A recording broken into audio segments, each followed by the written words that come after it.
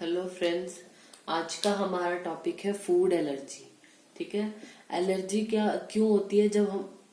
मैं आपको पहले बताती हूँ इम्यून सिस्टम के बारे में। जो हमारा बॉडी का इम्यून सिस्टम है वो क्या करता है, हमारी बॉडी को हेल्दी रखता है। उसको अलग अलग तरीके के जो डेंजर्स है, इन्फेक्शियस चीजें हैं, उनसे जो वो दूर रखता है, फाइट करने का काम करता है। तो जब हमारा यही इम्यून सिस्टम जब हम कोई फूड ले रहे हैं और हमारा यही इम्यून सिस्टम ओवर रिएक्ट करता है, ठीक है, तो एक रिएक्शन प्रोड्यूस होती है जिसको हम बोलते हैं फूड एलर्जी। तो what is food allergy? Food allergy reaction occurs when our immune system overreact to a food or substance that is in the food. ठीक है, तो फूड एलर्जी रिएक्शन जो होती है वो माइल्ड टू सीवियर भी हो सकती है। ठीक है, माइल्ड टू सीवियर हो सकती है। और जो ये सीवियर वाली है इसको हम बोलते हैं एनाफाइलेक्सिस। ठीक है, एनाफाइलेक्सिस इसको बोलते हैं। ये एक life threatening whole body reaction है जिसमें पेशेंट की ब्रीदिंग इम्पेयर हो जाती है, बीपी ड्रॉप हो जाता है और हार्ट रेट भी इफेक्टेड हो जाती है। ठीक है, फिर आते हैं ट्रिगर फैक्टर क्या है।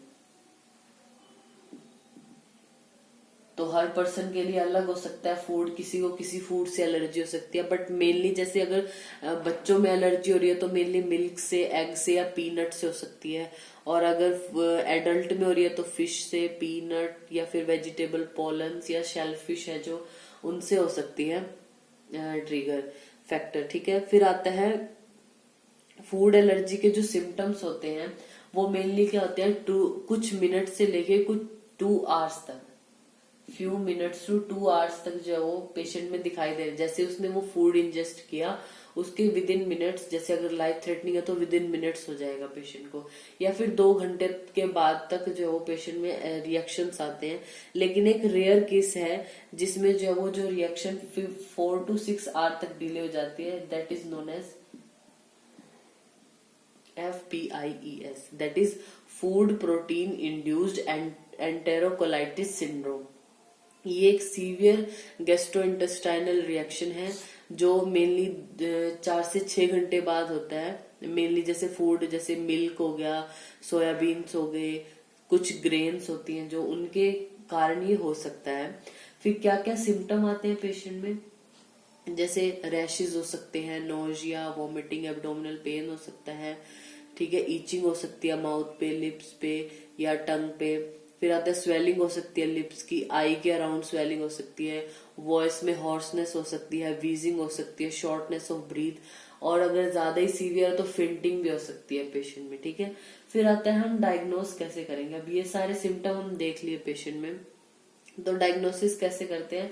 पहले पेशेंट की पास्ट हिस्ट्री लेते हैं कि पहले भी ऐसे कभी किसी फूड की वजह से हुआ है क्या उसको, तो पास्ट हिस्ट्री ले सकते हैं।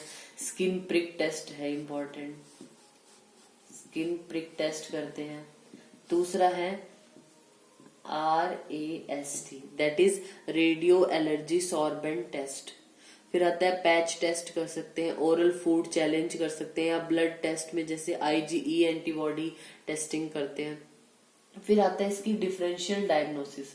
डिफरेंशियल डायग्नोसिस मतलब आपको कोई और भी ऐसी डिजीज है जिससे इसके सिम्टम मैच करते हो तो उसको देखना है।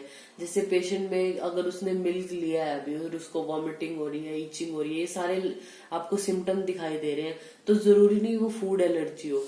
डिफरेंशियल डायग्नोसिस में इसके क्या आ सकता है, जैसे अगर पेशेंट को लैक्टोज इंटॉलरेंस हो तो भी उसको ऐसे ही होगा मिल्क से, तो लैक्टोज इंटॉलरेंस हो गया। या फिर IBS है अगर पेशेंट को तो भी उसको ऐसे सिम्टम आएंगे।